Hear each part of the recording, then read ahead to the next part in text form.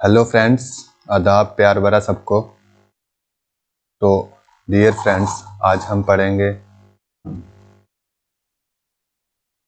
Distribution of major industries.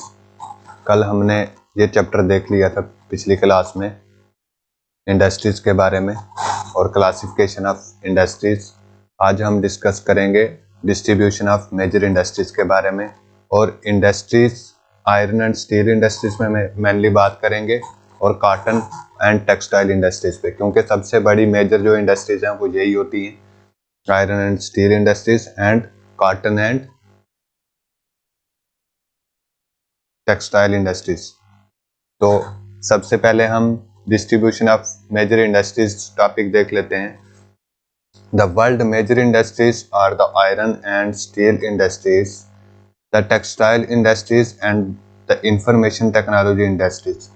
Mainly जो major world की industries हैं वो तीन तीन काउंटिंग में आती हैं, iron and steel industries, textile industries and information and technology industries. IT की जितनी भी इंडस्ट्रीज है आज के टाइम पे आप देख सकते हैं कि आईटी सेक्टर बहुत बड़ा है, यानी फ़ोन वगैरह का जितना भी सेक्टर है, टेलीकम्युनिकेशन का, ये बहुत बड़ा है। इसके ये तीनों मेजर इंडस्ट्रीज में आती है। The iron and steel and textile industries are the older industries while information technology is an emerging industry. Iron and steel and textile जो इंडस्ट्रीज हैं, जो ये बहुत पुरानी इंडस्ट्रीज हैं, ये सदियों से मतलब लगभग 1750 से चली आ रही है, 1700 ईस्वी से। बट जो आईटी सेक्टर है ये अभी स्टार्ट हुआ है लगभग। मेनली अगर ज़्यादा देखें तो अगर फला फूला है तो वो 2000 के बाद ही हुआ है, 21वीं सदी में। The countries in which iron and steel industry is located are Germany, USA, China, Japan and Russia. जो मेनली सबसे ज़्यादा अगर हम देखें आयरन एंड स्टील इंडस्ट्रीज कहाँ पे है, हमारे इंडिया में भी है नो डाउट, बट सबसे ज़्यादा जो वर्ल्ड में सबसे ज़्यादा अगर लीडिंग कोई कंट्रीज हैं तो वहाँ वो सबसे ज़्यादा में है। सबसे ज़्यादा इंडस्ट्रीज हैं स्टील एंड आयरन जर्मनी में, यूएसए में, चाइना में, जापान में एंड रशिया में। Textile industries is concentrated in India, Hong Kong, south Korea, Japan and Taiwan. जो टेक्सटाइल एंड कॉटन इंडस्ट्रीज हैं ये सबसे ज़्यादा कहाँ पे है, हमारे इंडिया में है, हांगकांग में है, साउथ कोरिया में है, जापान में एंड ताइवान में। The major hubs of the information technology industry are the Silicon Valley of the Central California and the Bangalore region of India। ये जो सेंट्रल कैलिफोर्निया है ये यूएसए में है, सबसे बड़ा आईटी का हब इसको माना जाता है। और ये वर्ल्ड पे हर जगह इसके मतलब ब्रांचेस भी हैं, फैली हुई हैं, जैसे गूगल वगैरह जो हैं ये सब यूएसए की कंपनी है। और हमारे इंडिया में बेंगलोर में सबसे बड़ा सेक्टर है। अब हम बात करते हैं सबसे पहले आयरन एंड स्टील के बारे में। Like other industries, iron and steel industry too comprises various inputs, process and outputs। जैसे हमने इंडस्ट्री के बारे में पढ़ा था कि तीन इंडस्ट्री सिस्टम में हमने पढ़ा था, एक इनपुट होता है, फिर प्रोसेस होता है और फिर आउटपुट, हमें कुछ ना कुछ मिलता है। उसी तरह स्टील एंड आयरन इंडस्ट्री में भी पहले इनपुट होता है, फिर प्रोसेस होता है, उसको हम प्रोसेस करके कुछ प्रोडक्ट बनाते हैं और जो प्रोडक्ट फाइनल हमें मिलते हैं वो आउटपुट उसका होता है। This is a feeder industry whose product are used as raw material for other industries. हमने कल भी इसके बारे में पढ़ा था कि जो प्राइमरी इंडस्ट्री होती है, इंडस्ट्री के अंदर भी जो प्राइमरी इंडस्ट्री होती है वो आयरन एंड स्टील की है, क्योंकि इससे आयरन एंड स्टील इंडस्ट्री में अलग अलग मशीनरी बनती है और वो अदर इंडस्ट्रीज में यूज होती है। The inputs for the industry include raw material such as iron ore, coal and limestone. अगर हम देखें आयरन एंड स्टील इंडस्ट्री में मेजर रॉ मटेरियल क्या है तो वो है आयरन ओर, जो हम आयरन निकाल के लाते हैं जमीन से, वो कोल, कोयला and limestone, along with labour, capital, site and other infrastructure. और भी हैं कुछ, जैसे लेबर हो गया, कैपिटल हो गया, साइट्स हो गई and other infrastructure. The process of the converting iron ore into steel involves many stage. जब हम आयरन को स्टील में कन्वर्ट करते हैं तो ये मेनी स्टेज पे इसका प्रोसेस होता है। The raw material is put in the blast furnace where it undergoes smelting. It is then refined. The output obtained is steel which may be used by other industries as raw material.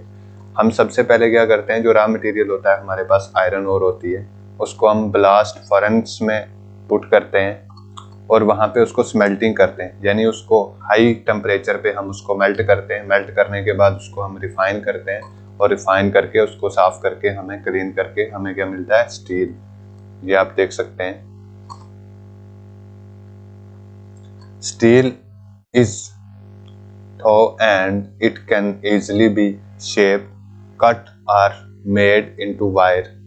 Especially alloy of steel can be made by the adding small amount of other metals such as aluminum, nickel and copper. Alloy give steel unusual hardness, toughness and ability to resist rust. जब हम कुछ भी alloy वगैरह जो wires जो बनाते हैं उसमें हम स्टील में अदर जो हमारा मटेरियल होता है कुछ और धातु वो भी ऐड करते हैं, जैसे एल्युमिनियम हो गया, निकल हो गया, कॉपर हो गया।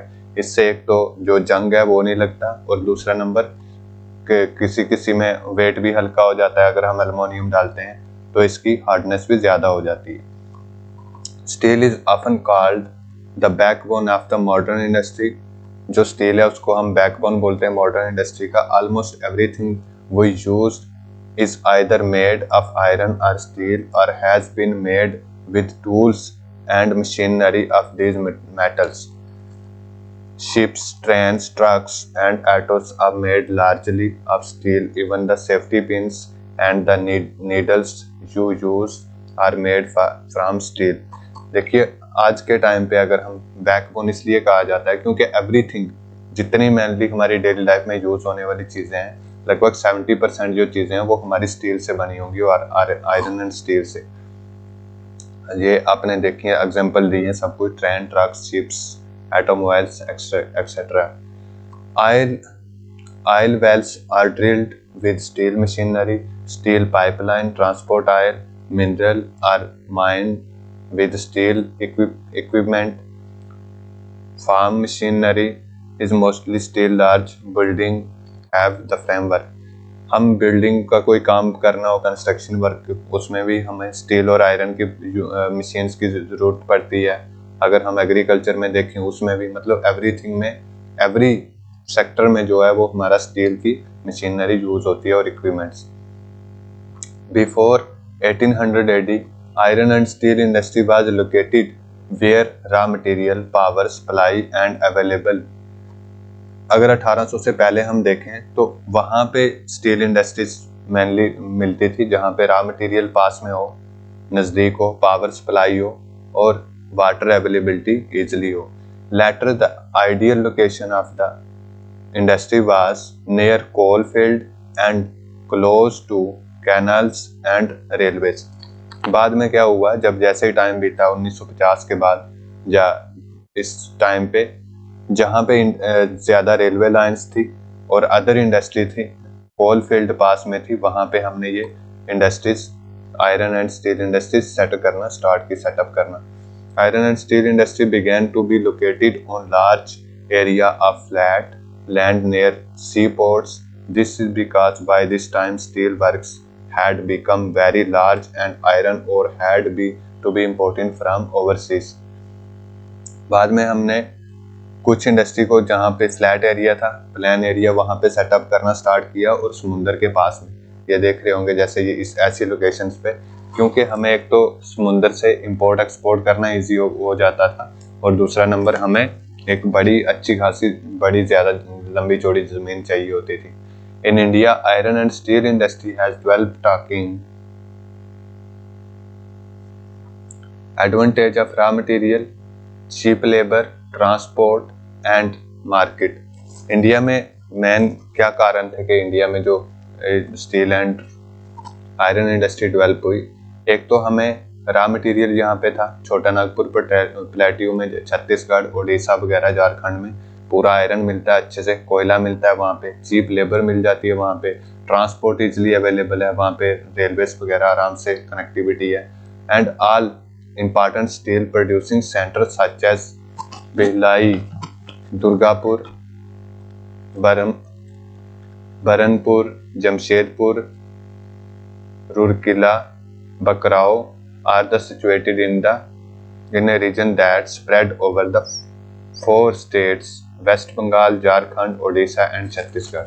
ये प्लेसेस हैं जमशेदपुर वगैरह, यहाँ पे सबसे ज़्यादा जो हमारी आयरन एंड स्टील इंडस्ट्रीज हैं झारखंड, ओडिशा, वेस्ट बंगाल और छत्तीसगढ़, क्योंकि यहाँ पे एक तो आयरन और यहीं पे मिलती है और कोयला भी यहीं मिलता है और यहाँ पे चीप लेबर इजली मिल जाती है। Bhadravati and Vijayanagar in Karnataka, Visakhapatnam in Andhra Pradesh, Salem in Tamil Nadu are other important steel center utilizing local resources। अगर हम साउथ में देखें तो विशाखापट्टनम में है, सेलम में है तमिलनाडु में, ये वाले कुछ इंपॉर्टेंट सेंटर हैं। अब हम देखते हैं जमशेदपुर एक बहुत बड़ा इंडस्ट्री सेक्टर है इस आयरन और स्टील इंडस्ट्री का। और यहाँ पे क्या कारण थे कि यहाँ पे जमशेदपुर एक इतना बड़ा हब बना इंडस्ट्री का, इसके बारे में हम देखते हैं। यहाँ पे कुछ वही मेन 2-3-4 कारण है। सबसे पहला एक तो हो गया चीप लेबर मिल रही थी, यहाँ पे आयरन और बिल्कुल पास है, कोयला भी बिल्कुल पास है, यहाँ पे रेलवे लाइन बिल्कुल पास है और मार्केट, बड़ी बड़ी जो मार्केट्स हैं वो भी बिल्कुल यहाँ पे पास ही। अब हम देख लेते हैं यहाँ की जो सबसे बड़ी कंपनी है वो है TISCO, Tata industries. Before 1947, there was only one iron and steel plant in the country, Tata Iron and Steel Company Limited. It was privately owned. After independence, the government took the initiative and set up several iron and steel plants. TISCO was started in 1907 at Skachchi near the confluence of the rivers Subranrekha and Kharkai in Jharkhand. Later on the Sakchi was renamed a Jamshedpur। पहले इस जगह का नाम सक्ची था, उसके बाद इसको जमशेदपुर इसका जगह का नाम रखा गया। ये सुब्रन रेखा के बिल्कुल किनारे पे है और दूसरी एक नदी है खरकाई, झारखंड में पड़ता है ये। Geographically Jamshedpur is the most conveniently situated iron and steel centre in the country. ये देखो, ये जो है ये जमशेदपुर का एरिया है, टाटा स्टील वर्क ये वाला, और ये देख सकते हो आप ये रेलवे स्टेशन है पास में।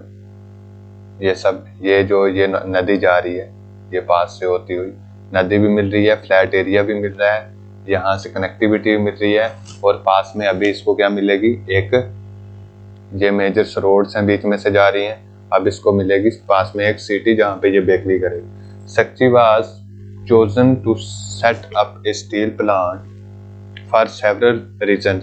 This place was only 32 kilometers away from the कालीमती स्टेशन। कालीमती स्टेशन है जो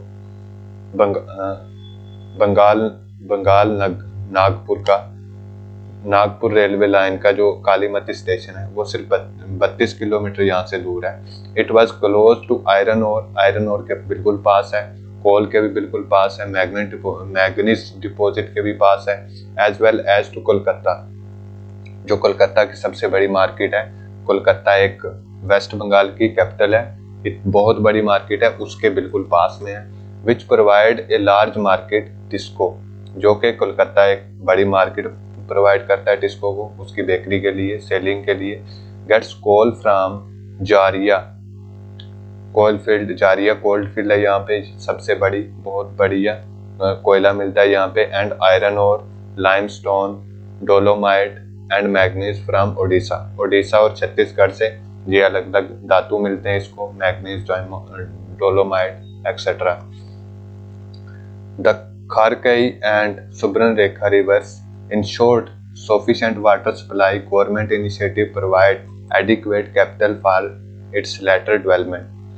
इसको गवर्नमेंट ने भी हेल्प की है, जो कि ज़्यादा अच्छे से इंडस्ट्री सेक्टर को डेवलप करने में। यहाँ की सुब्रन रेखा और खरकाई ये अच्छे से पानी प्रोवाइड करती हैं, जो कि वाटर सिक्योरिटी अवेलेबल करवाती है।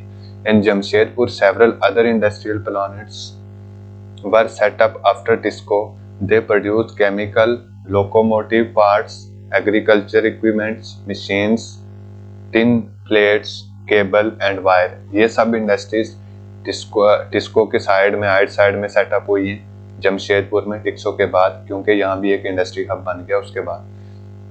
The development of the iron and steel industry open the door to rapid industrial development in India. जैसे ही आयरन एंड स्टील के जो इंडस्ट्री थी इसकी डेवलपमेंट होना स्टार्ट हुई, तो अदर जो इंडस्ट्री थी उनका भी डेवलपमेंट होने का रास्ता खुल गया। Almost all sector of the India industry depend heavily on the iron and steel industry.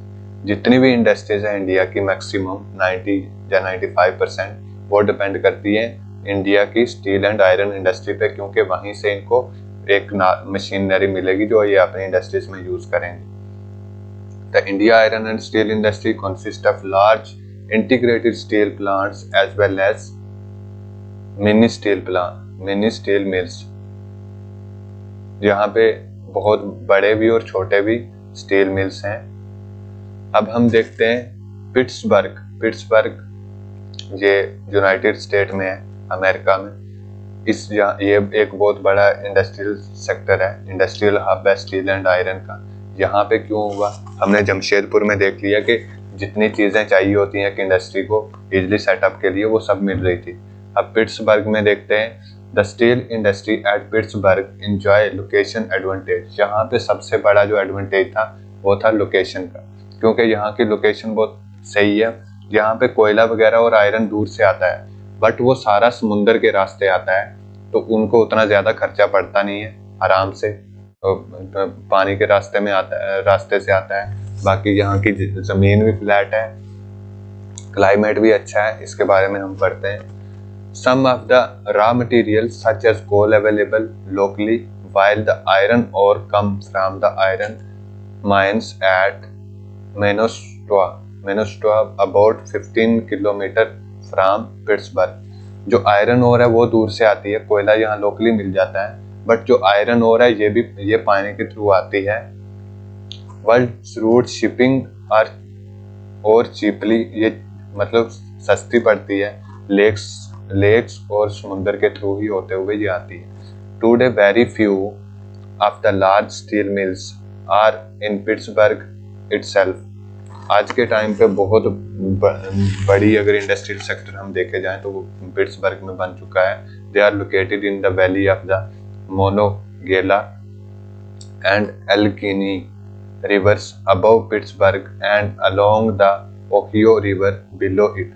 यहाँ पे भी दो रिवर हैं, एक एल्गिनी और दूसरा ओहियो रिवर। ये इसके पास से जाते हैं जो इसको अच्छे से पानी वगैरह प्रोवाइड करते हैं। ट्रांसपोर्ट भी है यहाँ पे, मार्केट भी है यहाँ पे, बोथ वाटर एंड लैंड दोनों रास्तों की। द पिट्सबर्ग दोनों रास्ते भी हैं। The Pittsburgh area has many factories other than steel mills. These use steel as their raw material to make many different products such as railroad equipment, heavy machinery and rails etc. यहाँ पे जो Pittsburgh है यहाँ पे other industries भी हैं जो कि स्टील एंड आयरन इंडस्ट्री की जो मशीनरी है उसको रॉ मटेरियल यूज करके बनी हुई है। अब हम देखते हैं कॉटन एंड टेक्सटाइल इंडस्ट्रीज के बारे में।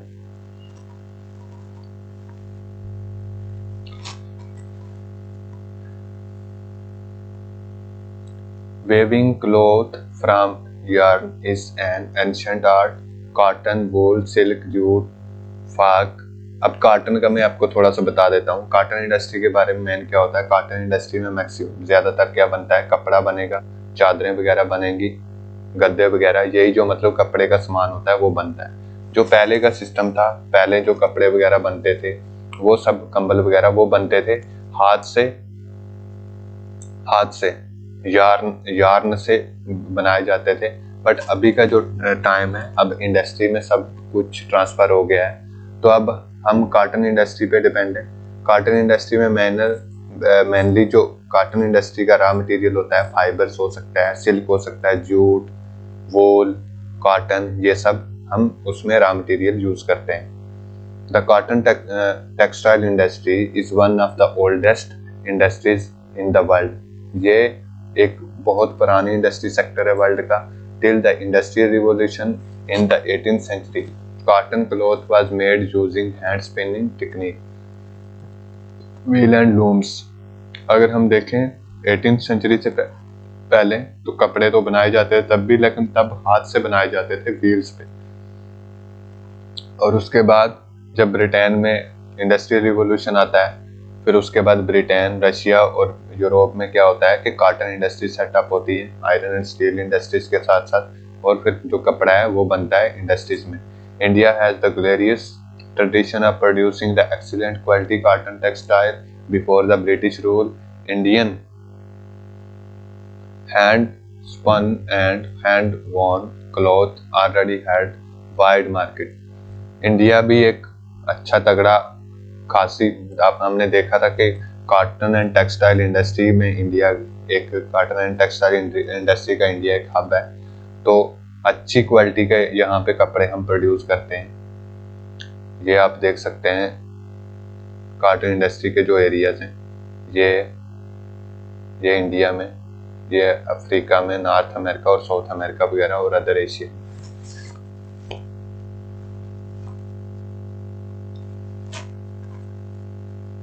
ये सब अगर हम इंडिया में देखें तो मेनली कहाँ पे हैं, सूरत हो गया, वडोदरा हो गया, ये वाले मेन ज्यादातर यहाँ पे ज्यादा बड़े इंडस्ट्रियल हब है कॉटन एंड टेक्सटाइल के। The first successful mechanised textile mill was established in Mumbai.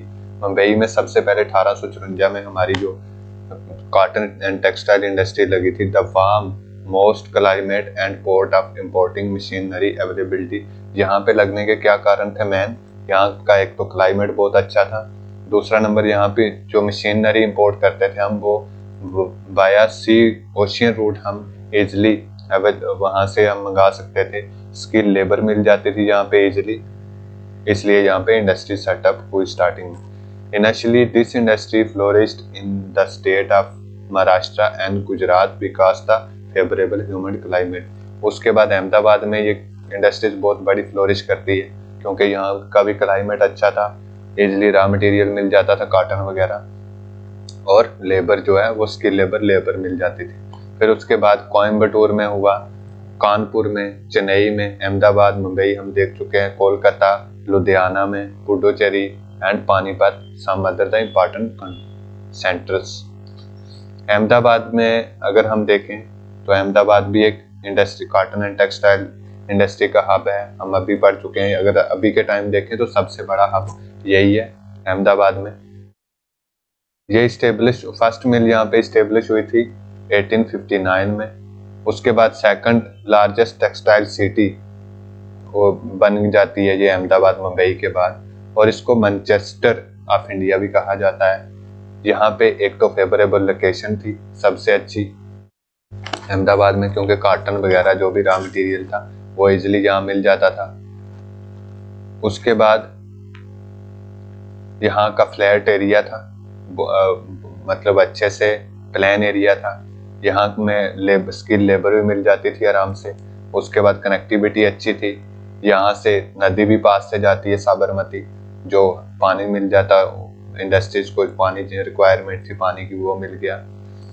उसके बाद अदर इंडस्ट्रीज भी यहाँ पे थी अहमदाबाद में, तो उसके जो अदर इंडस्ट्रीज का मतलब मशीनरी वगैरह चाहिए थी तो वो इजिली अवेलेबल हो जाती थी, तो इस वजह से यहाँ पे ज़्यादा फ्लोरिश हुआ। उसके बाद देखते हैं हम ओसाका। ओसाका भी एक जापान का टेक्सटाइल सेंटर है बहुत बड़ा। हम मेनली अपने इंडिया को कंपेयर करते हैं यूएस से या जापान वगैरह से, जो मतलब डेवलप कंट्री। तो हम ओसाका में देखते हैं जापान का ये सेक्टर है, industrial sector. It is an important textile centre of Japan, also known as the Manchester of Japan. जैसे हमारे अहमदाबाद को बोला जाता है मैनचेस्टर ऑफ इंडिया, ऐसे ही मैनचेस्टर ऑफ जापान को बोला जाता है ओसाका को। The textile industries develop in Osaka due to several geographical factor. कुछ जियोग्राफिकल फैक्टर थे जिस वजह से यहाँ पे इजिली जो कॉटन मिल्स हैं वो ग्रोथ हुई। वार्म ह्यूमिड क्लाइमेट, सबसे पहले तो मतलब वार्म ह्यूमिड क्लाइमेट चाहिए होता है, यहाँ कॉटन इंडस्ट्री को वो इजिली यहाँ पे मिल जाता था। उसके बाद well the river Yodo provide the sufficient water. Yodo river यहाँ से जाता है जो कि वाटर प्रोवाइड करता है। इजली लेबर मिल जाती है यहाँ पे। लोकेशन पोर्ट फैसिलिटी, यहाँ पे पोर्ट यहाँ पे पास में ही है बिल्कुल। द इम्पोर्टेड रॉ मटेरियल, जो ओसाका है वो सारा रॉ मटेरियल इंपोर्ट करता है, वहां से उसको कुछ नहीं मिलता, बट वो इजिप्ट, इंडिया, चाइना, यूएसए से इंपोर्ट करता है, जो कि समुंदर के रास्ते इजिली पोर्ट वहीं पास है, तो इजिली उसको वहां पे पहुंच जाता है। तो it is one of the important textile cities of in the country of the late the cotton textile industries of Osaka has been replaced by other industries such as iron, steel, machinery, shipbuilding, automobiles, electrical equipment and cement। अभी के time पे अगर हम Osaka में देखें तो बहुत सारी इंडस्ट्रीज और भी सेटअप हो गई हैं, जैसे शिप बिल्डिंग हो गई, ऑटोमोबाइल्स की, इलेक्ट्रिकल इक्विपमेंट, सीमेंट्स, मशीनरी की, ये सब। तो ये हमने पूरा लेसन कवर कर लिया है, लेसन नंबर 5। हम कल देखेंगे चैप्टर नंबर 6 इसी बुक का, 8th की जियोग्राफी का। तो ये कुछ क्वेश्चन है, ये आप देख सकते हैं खुद ही, हमने पढ़ लिया है। मेनली हमने आज देखा है इंडस्ट्रियल की जो लोकेशन है, लोकेशन ऑफ इंडस्ट्रियल के डिफरेंट लोकेशंस कैसे सेटअप होती हैं, इंडस्ट्रीज की क्या कारण होती हैं इंडस्ट्रीज हब बनने के, उसके बारे में हमने अच्छे से डिस्कस किया है। तो आई होप आपको पसंद आया होगा ये लेक्चर। तो प्लीज़ फ्रेंड्स सब्सक्राइब करना चैनल को और शेयर करना, और please support me. Thank you so much.